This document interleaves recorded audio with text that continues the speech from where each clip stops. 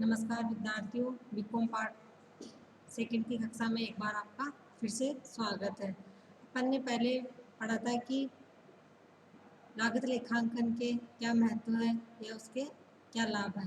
लागत लेखांकन के महत्व को 5 भागों में डिवाइड किया गया था, जिसमें था कि प्रबंधकों के लिए लागत लेखांकन किस प्रकार महत्वपूर्ण है, और फिर बाद में देखा गया था कि उत्पाद प्रबंधन के क्षेत्र में भी 2 आधार माने गए थे। तो उत्पादन के क्षेत्र में किस प्रकार उपयोगी है, एक विक्रय के क्षेत्र में किस प्रकार उपयोगी है।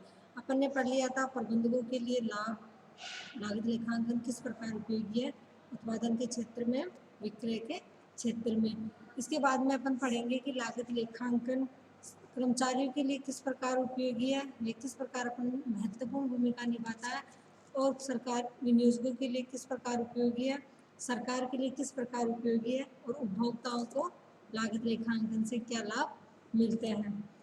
जैसे अपन ने पढ़ लिया कि विनियोजकों प्रबंधकों को लागत लेखांकन से उत्पादन के क्षेत्र में भी लाभ मिलता है और विक्रय के क्षेत्र में भी लाभ मिलता है। लागत लेखांकन से विक्रय मूल्य का निर्धारण हो जाता है, उचित विज्ञापन की व्यवस्था हो जाती है, विक्रय व्ययों पर नियंत्रण किया जा सकता है, और उत्पादन के क्षेत्र में भी क्या होता है, उत्पादन के क्षेत्र में भी क्या न्यूनतम लागत पर अच्छे उत्पाद तैयार किए जा सकते हैं।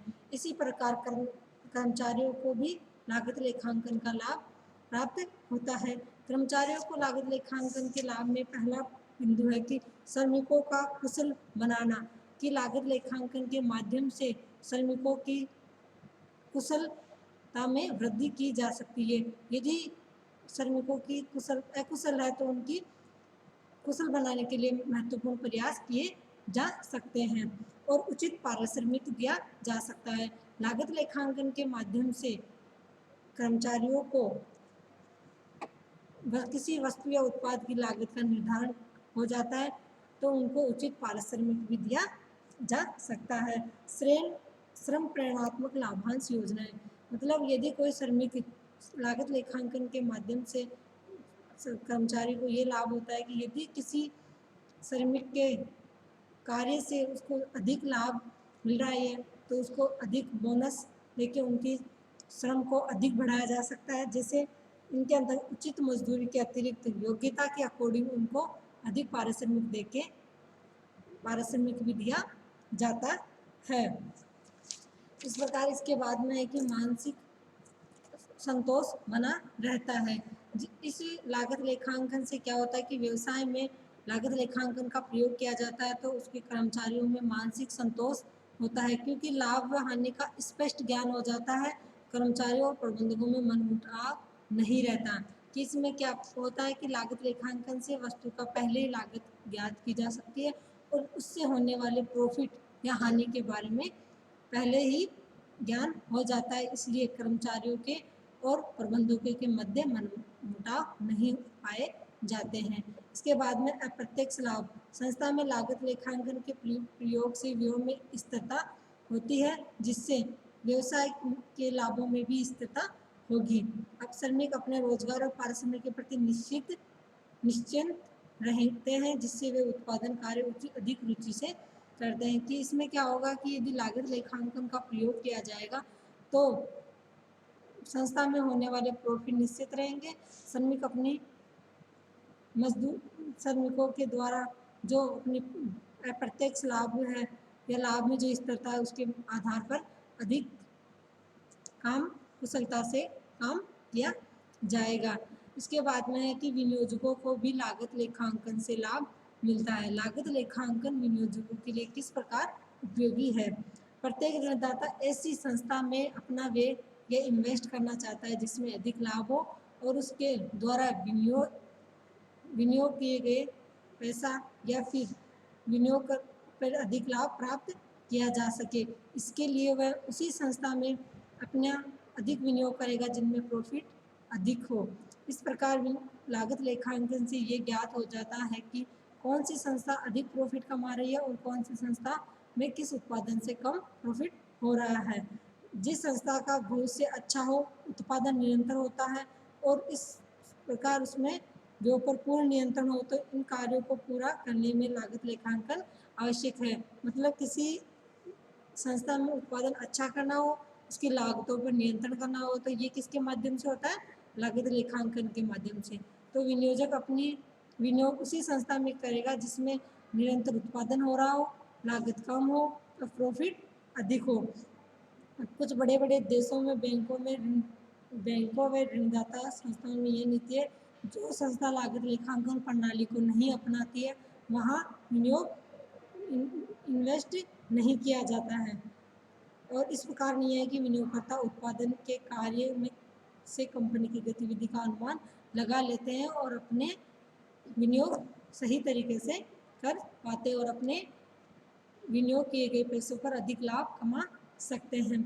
इस प्रकार ये विनियोजकों के लिए लागत लेखांकन उपयोगी है। और इसके बाद में उपभोक्ताओं के लिए उपभोक्ताओं को लाभ की लागत लेखांकन प्रणाली से उपभोक्ताओं को क्या क्या लाभ हो सकते हैं और उपभोक्ताओं को मिलने वाले लाभ क्या है। क्या होता है कि लागत लेखांकन से वस्तु की न्यून लागत पर उत्तम वस्तु की प्राप्ति होती है। कि लागत लेखांकन अपनाने से क्या होगा कि किसी वस्तु की अपन को लागत ज्ञात हो जाती है, अपन उसकी लागत यदि कम करना चाहे तो वो कम हो जाती है और उससे अपन को अच्छी वस्तु प्राप्त हो जाती है। जैसे लागत लेखांकन से व्यय पर पूरा नियंत्रण रहता है और वस्तु की कुल लागत कम होने से उपभोक्ता में उत्तम वस्तुएं प्राप्त हो सकती है। यदि न्यून लागत पर यदि उपभोक्ताओं को ज्ञात हो जाता है कि इस वस्तु की तुलना में ये वस्तु सस्ती है, अधिक उपयोगी है, तो वह वही खरीदता है। इसलिए लागत लेखांकन उपभोक्ताओं के लिए भी महत्वपूर्ण है क्योंकि उनको न्यूनतम लागत पर अच्छी किस्म की वस्तुएं प्राप्त हो रही है। दूसरा है कि औद्योगिक स्थिरता रहती है। व्यावसायिक प्रतियोगिता होने के कारण व्यापारी प्राय अपनी वस्तुओं का मूल्य घटाते हैं और लागत लेखांकन के अभाव में व्यापारियों को अपनी वस्तु की लागत का ज्ञान नहीं हो पाता है। लेकिन लागत लेखांकन होता है तो क्या होता है, उनको उचित लागत का पता चल जाता है और अपना निश्चित प्रतिशत प्रॉफिट जोड़ के वह उनको वस्तुओं का विक्रय कर सकते हैं और अधिक अच्छा प्रॉफिट कमा सकते हैं और इस प्रतिस्पर्धा के युग में ठहर सकते हैं। अतः लागत लेखांकन अपनाने से व्यवसाय को लागत मूल्य का विस्तृत ज्ञान होने के कारण वह इस प्रतिस्पर्धा के युग में अपनी स्थिरता बनाने में उपयोगिता सिद्ध कर पाते हैं। इस प्रकार ये उपभोक्ताओं को लागत लेखांकन से लाभ मिलते हैं। इसके बाद में अपने सरकार को भी लागत लेखांकन से सरकार को क्या प्रॉफिट होते हैं। लागत लेखांकन से सरकार को मिलने वाले प्रॉफिट है कि वर्तमान समय में सरकार का संबंध देश के औद्योगिकरण के साथ घनिष्ठ रूप से बढ़ता जा रहा तथा देश के आर्थिक एवं औद्योगिक विकास के लिए बड़ी बड़ी योजनाएं बनाई जाती है। इन योजनाओं के लक्ष्य लागत लेखांकन के आधार पर ही तय होते हैं तथा इन योजनाओं का कुशलतापूर्वक संचालन लागत लेखांकन के आधार पर ही किया जा सकता है। लागत लेखों द्वारा ही व्यय पर पूर्ण नियंत्रण रखा जा सकता है। इस प्रकार अपन कह सकते हैं कि लागत लेखांकन प्रबंधकों के लिए, कर्मचारियों के लिए, उपभोक्ताओं के लिए, विनियोजकों के लिए और सरकार के लिए महत्वपूर्ण भूमिका निभाता है। मतलब बिना लागत लेखांकन के प्रबंधकों को होने वाले लाभों, कर्मचारियों को होने वाले लाभ और विनियोजकों को होने वाले लाभ का ज्ञान नहीं हो पाएगा, जिससे उनको लागत लेखांकन से लागत लेखांकन से उस वस्तु के उत्पादित वस्तु की लागत और उससे होने वाले प्रॉफिट का ज्ञान हो जाता है। इस प्रकार अपने पढ़ा कि लागत लेखांकन अनेक क्षेत्रों में उपयोगी है। इसके बाद में अपन पढ़ेंगे लागत लेखांकन की क्या सीमाएं हैं। लागत लेखांकन की सीमाओं के ध्यान में लागत लेखांकन की मुख्यतः 3 सीमाएं हैं कि लागत लेखांकन इतना उपयोगी होते हुए भी इनमें कुछ ना कुछ कमी, जैसे वित्तीय लेखांकन की कमियों को दूर करने के लिए लागत लेखांकन की आवश्यकता हुई, उसी प्रकार लागत लेखांकन इतना उपयोगी होने के बावजूद भी इसमें कुछ ना कुछ कमियां हैं, जो है 3 प्रकार। उच्च प्रबंधकों का सहयोग आवश्यक है, जैसे support of top management necessary. इस प्रणाली को लागू करने के लिए यह करने से पूर्व यह आवश्यक है कि सभी कर्मचारी अधिकारी श्रमिक पूर्ण रुचि लेकर समझे एवं सहयोग करें। मतलब यदि लागत लेखांकन का ज्ञान सभी वर्ग के कर्मचारियों को नहीं होगा तो वहाँ लागत लेखा प्रणाली अपनाने का कोई फायदा नहीं होगा। इसलिए यदि विभिन्न श्रेणी के कर्मचारियों का परस्पर सहयोग नहीं होगा तो ये लागत लेखांकन प्रणाली सक्सेस मतलब अपना जो लागत लेखा प्रणाली अपनाने का जो महत्वपूर्ण कारण था वो अपना पूरा नहीं कर पाएगी। मतलब लागत लेखांकन प्रणाली अपनाने से संस्था को कोई प्रॉफिट नहीं होगा। मतलब उच्च प्रबंधकों का सहयोग करना आवश्यक है। मतलब सभी को लागत लेखांकन के बारे में पूर्ण जानकारी रखनी होगी और उनको सहयोग करना होगा।